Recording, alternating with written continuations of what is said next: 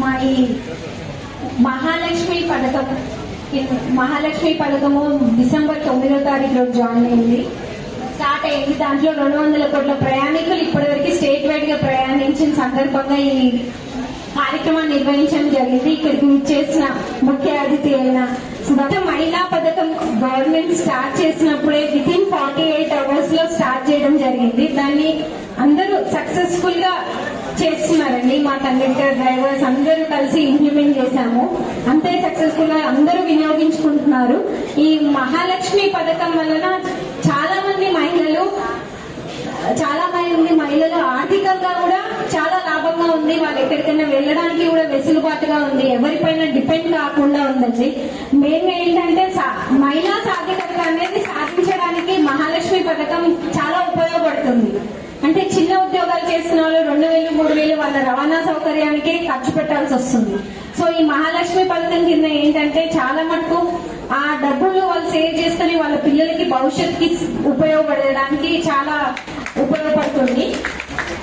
So government కి మహాలక్ష్మి పథకం start చేసినందుకు ధన్యవాదాలు. మన వికారాబాద్ డిపోలో 68 షెడ్యూళ్లు తిరుగుతాయండి. అంటే 68 బస్సులు డైలీ 25,000 కిలోమీటర్లు తిరుగుతాయి 26 రూట్లలో. సో డిసెంబర్ లో స్టార్ట్ చేసినప్పటి నుంచి జూలై 21 వరకు కూడా 1,37,00,000 మంది తిరిగారండి, ప్రయాణించారు మహిళా ప్రయాణికులు.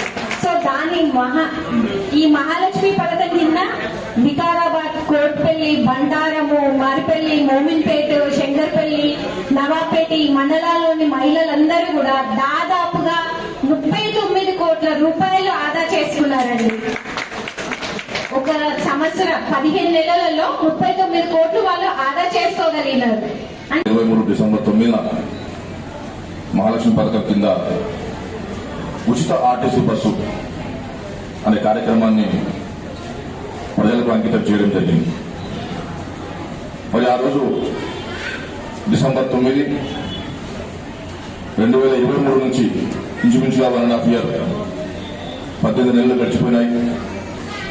మరి 18 నెలల్లో ఇంచుమించుగా 200 కోట్ల జీరో టికెట్లు ఇవ్వడం జరిగింది, ఇష్యూ చేయడం జరిగింది. మరి ఈ సందర్భం లోపలే మరి ఈ కార్యక్రమాన్ని సక్సెస్ఫుల్ చేసినట్టు అందులో గాను మరి మహాలక్ష్మి పథకం సంబరాలు, ఉచిత బస్సు సంబరాలు ఈరోజు ఇంచుమించుగా 149 బస్ డిపోలలో చేసుకోవడం జరుగుతూ ఉంది. మరి దాంట్లో భాగంగానే ఈరోజు మనం వికారాబాద్ డిపోలో ఈ ఉచిత బస్సు సంబరాలను కూడా మనం వైపు చేసుకుంటా ఉన్నాం. మరి ఈ కార్యక్రమానికి మరి విచ్చేసినటువంటి స్థానిక డిపో మేనేజర్ గారికి,